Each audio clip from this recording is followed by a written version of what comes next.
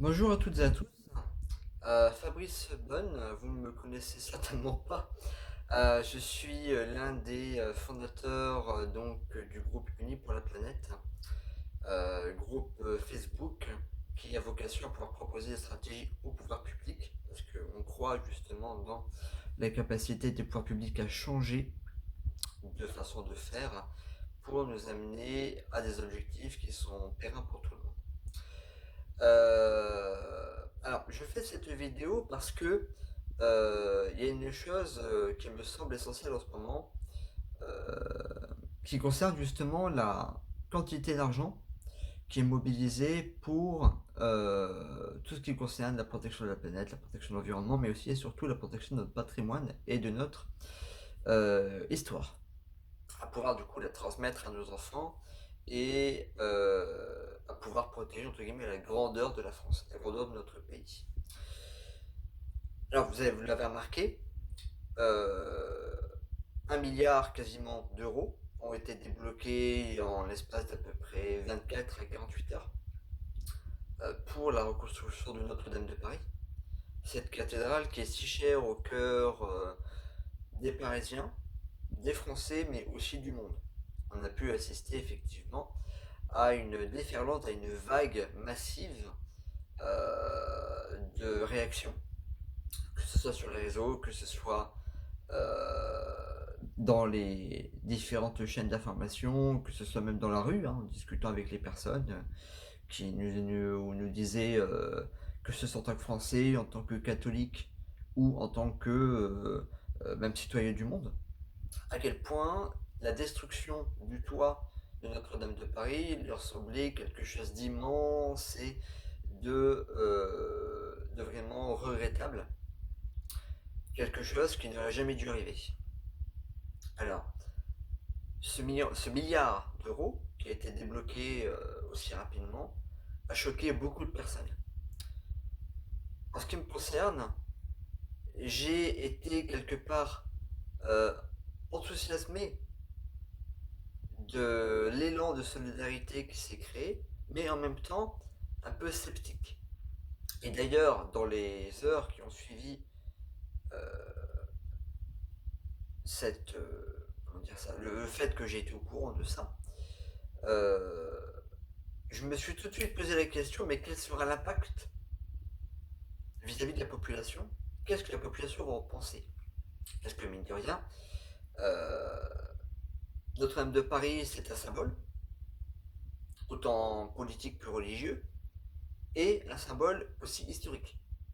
C'est, il faut n'en pas douter, un symbole de la puissance de la France, un symbole de l'art, de notre capacité à pouvoir créer, de notre capacité à pouvoir euh, créer quelque chose qui soit vraiment durable.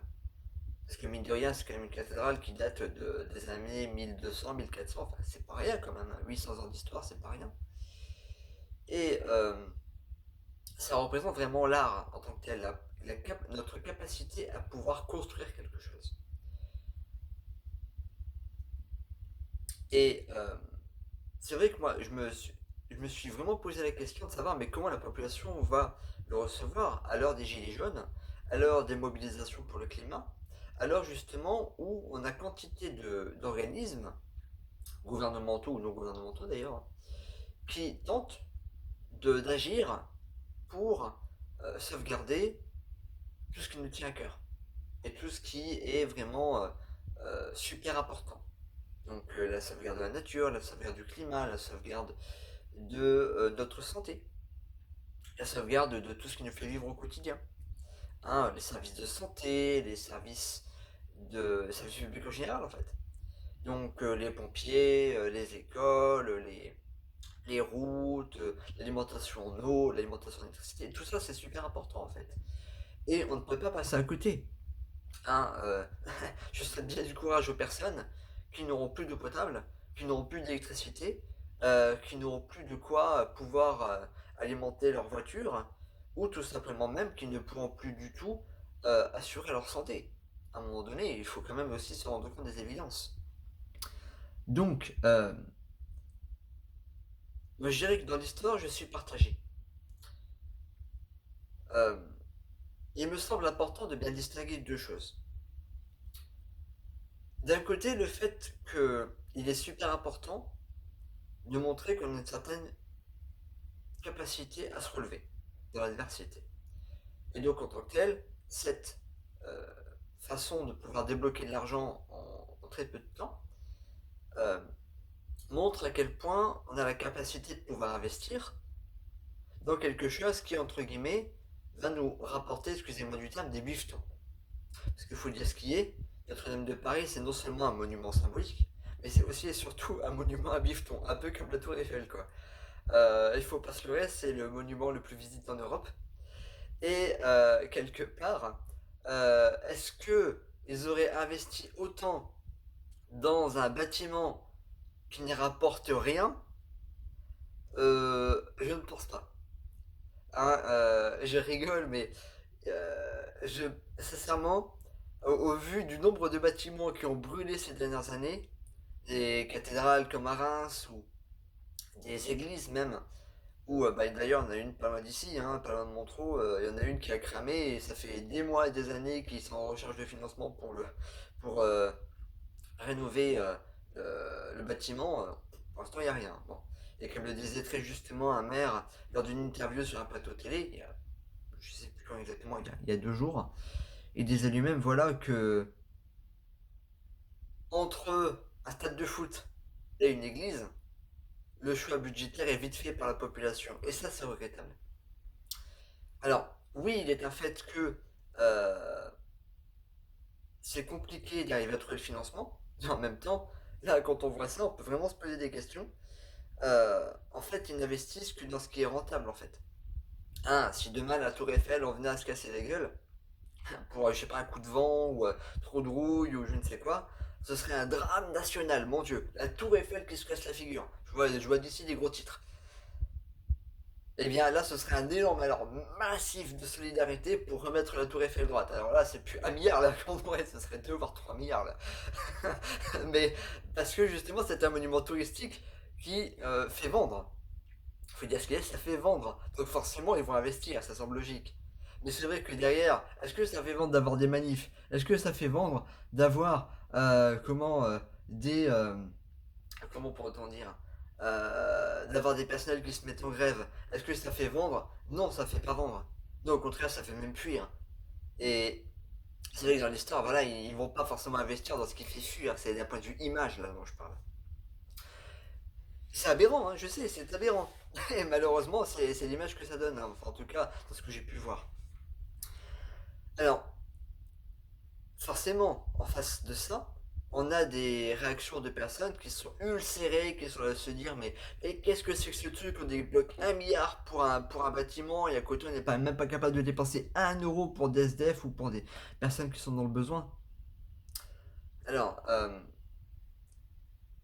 je dirais que dans l'histoire, ce qui serait important, je pense, de considérer, et là j'en appelle aux décideurs politiques, c'est que tout cet argent qui a été débloqué, c'est de l'argent qui a été utilisé mais qui ne sert pas pour autre chose du coup. Euh, et là, autant on a de l'argent entre guillemets en réserve, hein, en épargne ou dans les paradis fiscaux, etc., qui peuvent servir justement à investir, mais autant il y a de la création d'argent qui peut se faire. Et ça, c'est par les banques. Et alors, on va nous parler de prêts. Mais pourquoi pas forcément passer par un prêt? Là, c'est un truc que j'ai du mal à comprendre. La banque a la capacité de pouvoir créer de l'argent en un claquement de doigts, juste avec des frappes sur un clavier. Hein, c'est la fameuse création d'argent pour, ne serait-ce par exemple par rapport aux prêts immobiliers, ce sont 1 million des fois d'argent qui sont, enfin d'euros qui sont débloqués en un claquement de doigts, juste les, parce que les personnes vont acheter un bien. Alors pourquoi est-ce qu'on ne débloquerait pas de l'argent comme ça pour des services publics, pour investir dans les services publics? Alors on va me dire qu'effectivement, il y en a certains qui sont de prérogatives de l'État, certes, hein, comme la police, comme l'armée, comme encore d'autres services publics qui sont comme la PHP par exemple. et d'autres services qui sont à vocation entre guillemets commerciale. Je dis bien entre guillemets parce que personnellement ça ne l'est pas, mais d'un point de vue loi ça l'est. Et que ce soit par exemple les télécommunications, que ce soit l'eau potable, que ce soit les eaux usées, que ce soit encore d'autres choses, tout ça, maintenant ça a de plus en plus tendance à devenir en régie privée. Alors bien sûr, avec une délégation de service public, hein, donc ça revient toujours in fine à la collectivité, mais c'est bien en délégation. C'est-à-dire que du coup, c'est bien la, l'entreprise qui va assurer la gestion. La gestion au final, quoi. Euh, alors pourquoi est-ce qu'on ne ferait pas un investissement? Là, on ne parle pas de dépenses courantes, hein, on parle vraiment d'investissement. C'est vraiment deux choses différentes. Euh, pour la cathédrale Notre-Dame de Paris, là, on parle bien d'investissement. C'est une rénovation. Donc on va investir pour rénover les murs. On va investir pour rénover la charpente. On va investir pour rénover les tableaux, etc. etc. Voilà. Donc, tout ça, c'est l'investissement de rénovation. Alors pourquoi on ne ferait pas la même chose dans des bâtiments, dans des hôpitaux? Pourquoi on ne ferait pas la même chose dans les autoroutes? Pourquoi on ne ferait pas la même chose dans l'armée? Pourquoi on ne ferait pas la même chose dans la police? Etc. etc. etc. Pourquoi on ne ferait pas la même chose? Pourquoi on n'investirait pas autant? Alors après, on va dire que ce sont des choix budgétaires. Ok, mais est-ce qu'une cathédrale n'est pas est-ce qu'elle n'est pas moins importante que notre santé? Est-ce qu'elle n'est pas moins importante que le fait de pouvoir euh, circuler correctement, librement, dans une rue sans avoir peur de casser ses roues, par exemple? Ou est-ce que ce serait pas plus important de pouvoir manger à sa faim, par exemple? Et tout ça, ça passe par l'investissement, et pas forcément par des dépenses courantes. C'est presque ce qu'on pourrait appeler un capital. Un capital et ensuite on a la dépense courante. Où là, donc effectivement, on achète les repas, on achète différentes choses. Mais je veux dire, on parle bien d'investissement. Investir dans les murs, investir dans le matériel, investir euh, dans ce qui peut faire tenir sur un long terme. Là, dans la cathédrale, alors c'est sûr, il n'y aura pas d'investissement dans les petits gadgets, dans ce qu'ils se vont. Non, il y aura uniquement l'investissement dans les murs. Alors pourquoi là, on n'aurait pas la même chose? Ça, c'est une très bonne question que je pose aux politiques. Pourquoi il n'y aurait pas un investissement d'État via les banques centrales, par exemple, hein, c'est une banque centrale européenne, une banque centrale même française. Parce que je rappelle qu'à la base, la Banque de France, c'est une banque centrale qui peut investir de l'argent dans l'économie. Alors, il est un fait que depuis la loi de séparation, effectivement, depuis la loi 73, si je ne dis pas bêtise, la Banque de France n'a plus le droit de le faire. Ça me semble vraiment dommage. Alors, on va me dire, oui, voilà, etc. L'État, dans ce cas-là, pourra investir, etc. Et il pourrait y avoir une inflation monumentale. Et ben, pas forcément.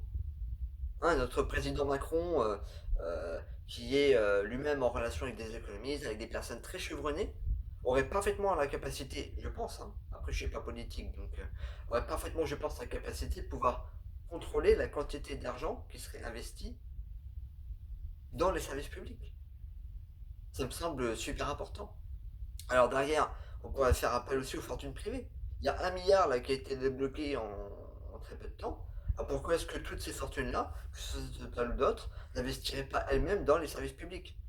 Elle va venir nous dire oui, ça serait un conflit d'intérêts. Peut-être.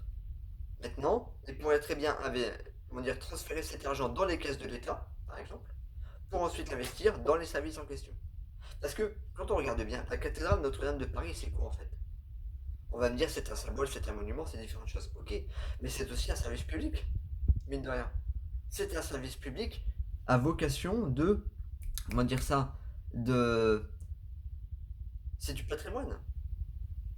Le patrimoine, c'est ça pourrait presque être un service public, parce que du coup, c'est vrai que ça parle de l'histoire de la France. Ça va défendre pour nous les valeurs de la France. C'est un symbole, un peu comme l'Arc de Triomphe, un peu comme la Tour Eiffel, un peu comme le Louvre. Pour moi, ça pourrait presque être des services publics en tant que tels. Le patrimoine, certes, mais un service public, puisqu'il va défendre les valeurs de la France pour nous. Un peu comme l'armée, quoi. Sauf que l'armée, c'est avec des armes, le Louvre, etc., c'est avec une image, c'est un symbole. Donc c'est un service public, quelque part, qui défend les valeurs de tout le peuple français. Donc je sais pas, je pose la question, est-ce que quelque part, on pourrait pas réfléchir aussi de ce point de vue-là? Après, personnellement, c'est vrai que, étant engagé dans la cause climatique depuis maintenant le mois de septembre, heu, j'avoue que je suis un peu, on pourrait presque dire un peu en colère. Parce que je vois des personnes qui se lancent corps et âme dans plein de choses, y compris d'ailleurs Greta Thunberg, hein, dans le fait de défendre la cause climatique et la biodiversité à l'ONU, dans différentes instances internationales. Et pourtant, il n'y a pas encore véritablement de prise de conscience de l'ensemble de la population. Et quand je parle de l'ensemble, je parle pas uniquement de ces personnes qui organisent des manifestations, etc. Ok, on va sur place, on boit un bon petit coup, on va dans un concert, on prend un ou deux flyers. D'ailleurs, on s'engage peut-être dans une ou deux assos, mais c'est tout. Et quand on regarde sur la totalité de la population française, qui est réellement engagé dans une assoce? Alors, je n'accuserai personne directement, parce que moi-même, voilà, je suis pas forcément pleinement engagé dans une association. J'essaie plutôt de m'engager au niveau politique et d'être plutôt dans les 20% de l'autre Pareto qui ont 80% d'impact. Donc j'essaie plutôt de trouver des endroits où je peux cibler pour justement avoir l'action la plus puissante possible. Euh, alors, c'est vrai que tout le monde n'a pas forcément accès à toute la culture. Tout le monde n'a pas forcément accès à l'ensemble de l'information. Il y en a beaucoup trop en journalisme d'opinion en France, ça c'est un fait. Avec justement des journaux de gauche, de droite, de machin, qui vont orienter nos opinions. Mais je pense qu'on est quand même suffisamment intelligent pour se faire notre propre opinion sur les choses. Et pour ne pas avoir besoin justement qu'on nous la dicte quelque part. Alors, il y a des reportages hein, sur Arte, sur d'autres chaînes, qui sont, je pense, suffisamment puissants pour nous apporter une information éclairée. Où il n'y a pas de parti pris, où justement on voit l'ensemble des points de vue exprimés et justement les faits. Où on voit justement comment les choses se passent avec des personnes qui nous donnent des témoignages, etc. Ça, c'est super intéressant, super important. Maintenant, euh, cette colère, elle est surtout liée au fait que j'ai l'impression qu'on a beau être dans l'émotion, dans l'émotionnel, les personnes ne vont pas forcément réagir sur un long terme. Et ça, je trouve ça dommage. Bon, ils vont peut-être agir sur un long terme, hein, mais encore une fois, ils vont pas non plus être suffisamment coordonnés. Il va y avoir un manque de coordination avec les personnes qui vont se traiter les unes les autres, les organisations pour avoir tel ou tel fonds, etc. Et là, je me dis, mais est-ce qu'on n'est pas meilleur que ça? Est-ce qu'on n'est pas capable justement de voir au-delà des clivages, y compris au niveau organisation? Est-ce qu'on n'est pas capable de se mettre tous ensemble autour de la table et de réfléchir à que faire? Comment le faire? Avec qui le faire? Et pas forcément être dans une espèce de querelle de clocher. En se disant, ouais, moi je fais ci, moi je fais ça, moi je fais ça, tu vas pas sauver plein de monde. Je me dis, mais on peut mieux faire que ça. On peut beaucoup mieux faire. Alors, il y a de plus en plus hein, de tentatives hein, qui se font, y compris d'ailleurs Unis pour le climat, y compris d'autres encore comme Il est encore temps, comme d'autres encore,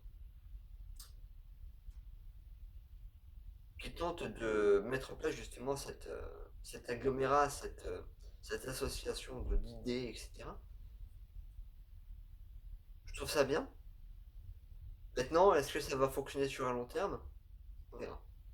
On verra ce que ça va donner. Euh, Tout ce que j'espère, c'est que les émotions ne vont pas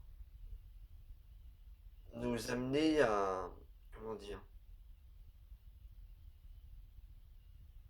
à faire plein de choses qui ne servent à rien.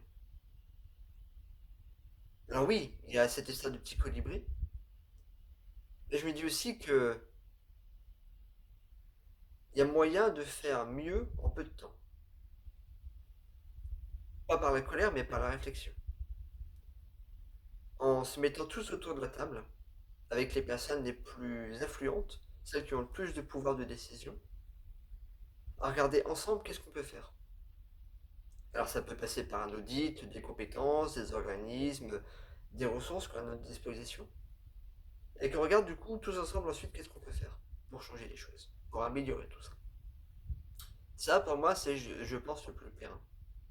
Et donc au-delà de la colère, d'aller plutôt dans un sens de construction. Parce que la colère soit elle peut nous consumer, soit elle peut nous construire. Et là en partant dans un sens de construction, on peut très bien se mettre tous ensemble autour de la table en se disant ok, on arrête de désigner les coupables, on va plutôt regarder qu'est-ce qui s'est passé, pourquoi, dans un sens bien comme dans un sens mauvais, pourquoi, et ensuite regarder quelles sont les pistes de solution. Qu'est-ce qu'on peut faire tous ensemble pour améliorer les choses, en mettant chacun face à sa responsabilité, mais aussi en permettant à chacun de s'exprimer, y compris les personnes avec lesquelles on n'est pas d'accord. Et du coup, dans ce cas-là, en prenant en compte l'avis de chacun, et à fonctionner par consensus, en se disant, ok, il y a telle et telle chose qui sont bien, sur un plus ou moins long terme, d'autres choses qui ne sont pas forcément opportunes de faire tout de suite, qui sont importantes certes, mais pas forcément à faire tout de suite parce qu'on n'a pas le temps ni l'argent pour ça, mais que on peut au moins tenter de faire des choses